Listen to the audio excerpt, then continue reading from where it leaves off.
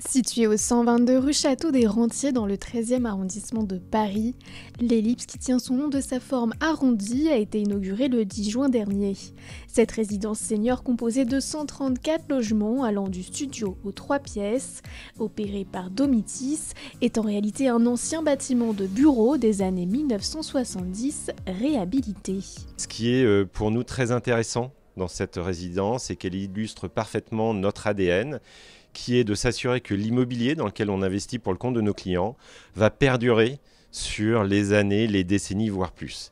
Et aujourd'hui, on vit une très belle aventure avec un immeuble de bureau qu'on a acheté en 2013, qui initialement était occupé par la brigade financière et qui aujourd'hui est devenu une résidence senior.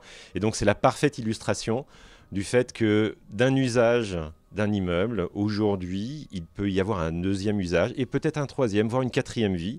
Et c'est vraiment le propre de notre ADN chez Amundi Immobilier. Revisité par l'agence d'architecture JFA, le nouvel ensemble propose 1000 m² d'espace de service. Un petit historique, initialement, ce bâtiment, c'était le siège de la brigade financière, donc c'était un local administratif, c'était des bureaux. Et on a eu pour mission de transformer ce bâtiment de bureau en une résidence de personnes âgées, non dépendantes. Donc il s'agit d'une résidence de logement.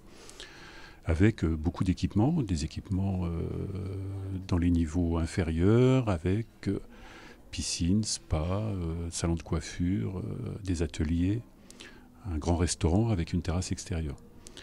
Alors, ce qui était très intéressant sur ce bâtiment, c'est qu'il est de forme elliptique. Alors, c'est un petit peu surprenant, mais finalement, il y a beaucoup de richesse derrière cette forme, parce que les murs ne sont pas parallèles.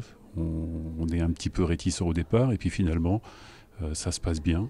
C'est plus riche, on donne des formes intéressantes. L'idée, donc, ça a été de rendre habitable ce logement, lui donner une fonction de logement. Au niveau des extérieurs, la façade principale a été conservée, réhabilitée. Ça veut dire qu'il y a des travaux quand même d'agrandissement de fenêtres, des choses comme ça. Et de procurer aussi des espaces extérieurs avec des balcons qui ont été rajoutés sur un certain nombre d'étages qui donnent plein sud. Au total, près de 768 m² d'espace végétalisé ont été aménagés. Tout l'enjeu de ce projet, c'était de retrouver une nouvelle vie à ce bâtiment, qui était un bâtiment obsolète. En bureau, il avait vécu. Et il se trouvait que le quartier dans lequel il s'insère n'était pas forcément propice à un redéveloppement en bureau.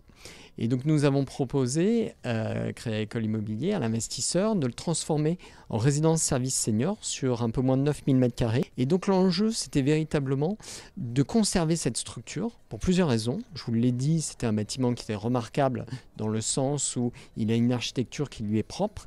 Il était également important de s'inscrire dans le cadre d'une sobriété carbone.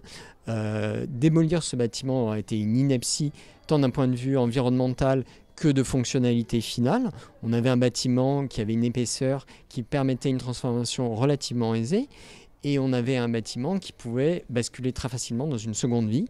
Et donc, c'est ce qu'on a imaginé, c'est de retrouver une nouvelle destination pour ce bâtiment emblématique. Avec ce nouveau projet, Crédit Agricole Immobilier réaffirme sa position dans le domaine du bien vieillir et de l'inclusion. La restructuration de l'immeuble vise plusieurs certifications et labellisations.